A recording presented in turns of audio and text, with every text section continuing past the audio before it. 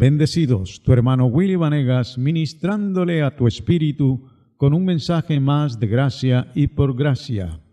Escuchemos la segunda parte de El origen del mal. Pero déjame decirte que Dios no está creando espíritus buenos y malos. Él ya creó los espíritus desde el principio y los creó buenos y con buenos propósitos. Por ejemplo, Lucifer dice que era un querubín protector y a causa de su hermosura, dice, corrompió su sabiduría. Fíjate, a causa de algo bueno que Dios le legó, él corrompió su sabiduría. Lo hizo bueno y le legó cosas buenas, pero entonces lo malo salió de él, no de Dios. Dice que profanó su santuario a causa de sus contrataciones. Dice, él arrastró con la tercera parte de las estrellas, fue lleno de iniquidad y pecó. Ahora, yo sí creo que Dios ordenó un plan retributivo para pagar a cada uno su propia obra, pero también abrió dentro del plan una puerta de salvación a sus escogidos, un grupo de espíritus criados en Cristo y retenidos en su seno hasta el tiempo de su encarnación o participación de cuerpo terrenal. Pero otro grupo de espíritus llamados ángeles, ya Dios les había creado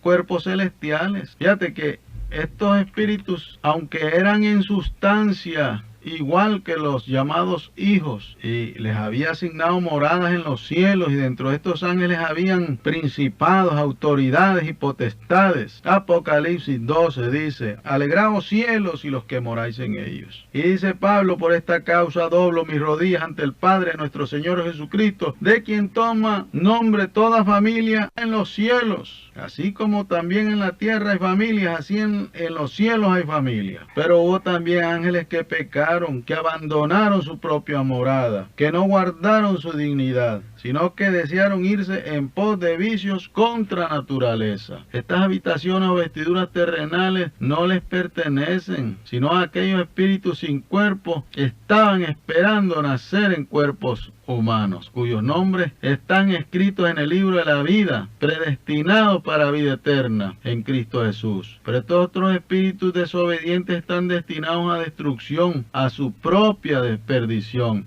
a su justa condenación. No que Dios los destinó para ser malos, sino que desde antes negaron la soberanía de Dios e hicieron según sus propios deseos, blasfemaron contra el Espíritu Santo, son sin perdón como el padre de la mentira, quien los arrastró a perdición, matando su propio pueblo. Aquel querubín que le dijo a Eva que Dios era un mentiroso, que los había engañado, que no morirían, que tenían el libre albedrío de desobedecer a Dios y hacer lo que querían y no pasaba nada. Dios permitió también que participaran de esta naturaleza contraria a su creación para que espumaran su propia vergüenza. Por eso son llamados cizañas o hijos del maligno. Dios no sembró la cizaña, pero permitió que su enemigo la sembrara dentro de su plan divino. El hombre terrenal como una vasija de barro, la cual retornará al polvo de donde fue tomado. Ha sido formado por el alfarero como él ha querido. Y hay unos vasos de honra y otros vasos para deshonra. La vasija no es el depósito, porque el problema es que confunden el depósito con la vasija. Estos depósitos, unos son escogidos para salvación y otros permitidos para su propia destrucción. Su propia destrucción. Tienes que aprender a partir lo que es carne y lo que es espíritu.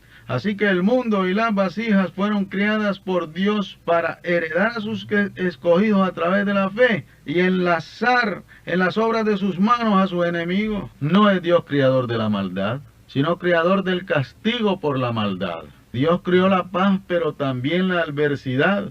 O como dice la traducción Nácar Colunga, dice, el que da la paz y crea la desdicha, para pagar retributivamente conforme a sus obras a sus enemigos. Para eso es este plan. O sea que en esta creación de carne, unos fueron destinados a desobedecer o nacidos para perdición, y otros predestinados a obedecer y ser rociados por la sangre de Cristo. ¿Será injusto Dios que hace juicios? Él no dijo llegue el justo a ser injusto, sino más bien siga el injusto siendo injusto. O sea que Dios no quería que estos ya injustos en la etapa espiritual vinieran a ser justos, justificados en la etapa de la humanización. Era necesario pues que un segundo Adán viniera a restaurar lo que se había dañado, sustituir al primer Adán y hacer las obras que éste no pudo hacer o que debió haber hecho, y taparle la boca al acusador y demostrar a los principados y potestades en los cielos que sí había uno justo. Así que Cristo fue enviado por su Padre para fundar el reino de Dios en la tierra, y Él es la puerta, pero también fue enviado para juicio, para que sean condenados todos los que no creen en Él.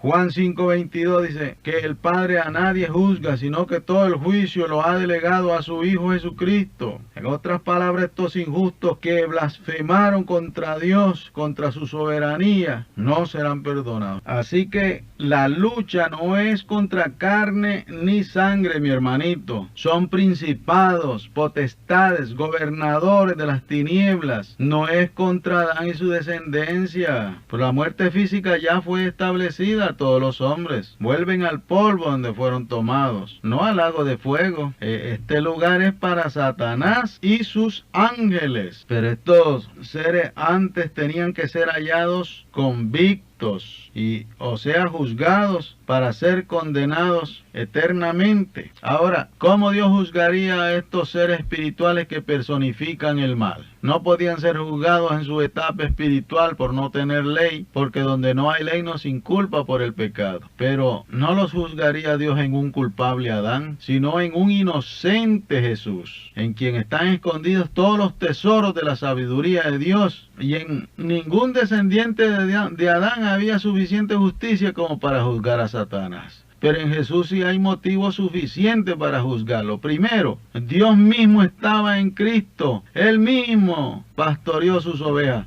Y el mandamiento dice, no tentarás al Señor tu Dios. Satanás en el desierto lo tentó y no lo adoró. Además, no tenía derecho sobre Jesucristo hombre. Tratar de matarlo era un crimen. Y el Padre permitió que vituperaran a su unigénito hasta la muerte, que la copa de los malvados desbordara hasta la muerte del Señor de gloria, para Él también vaciar el cáliz de su ira sobre sus enemigos. Yo creo que Satanás pensó que el primer Adán heredaría el trono de Dios eternamente, y que la descendencia adámica serían los hijos del reino eterno, y al hacerlos caer pensó que había triunfado, que se había burlado de Dios.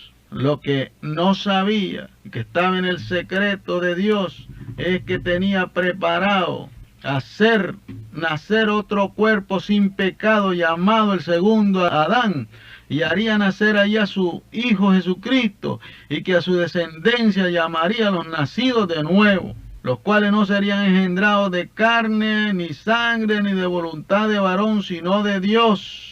El primer Adán da hijos del polvo y para el polvo, cual el terrenal, tales los terrenales. El segundo Adán da hijos del cielo y para el cielo, cual el celestial, tales también los celestiales. Dios sabía que estos espíritus malvados no se someterían al señorío de Cristo, pero los pequeñitos sí. Dice la Biblia que tanto judíos como gentiles, que todos están bajo pecado, y que lo que la ley dice es para que toda boca se cierre y todo el mundo quede bajo el juicio de Dios. Pero la voluntad del Padre es que ninguno de estos pequeñitos se pierda, sino que Cristo lo resucite en el día postrero. Quizás piense, ¿por qué Dios no enjuició solo a los que se rebelaron y a nosotros heredarnos sin tener que pasar por estos sufrimientos y humillaciones en este cuerpo mortal pecaminoso? Según de Tesalonicenses 1:5 dice, esto es demostración del justo juicio de Dios, para que seáis tenidos por dignos del reino de Dios, por el cual asimismo padecéis. Es a través de esta peregrinación en carne como somos perfeccionados, no para salvación, porque la salvación es imputada al creyente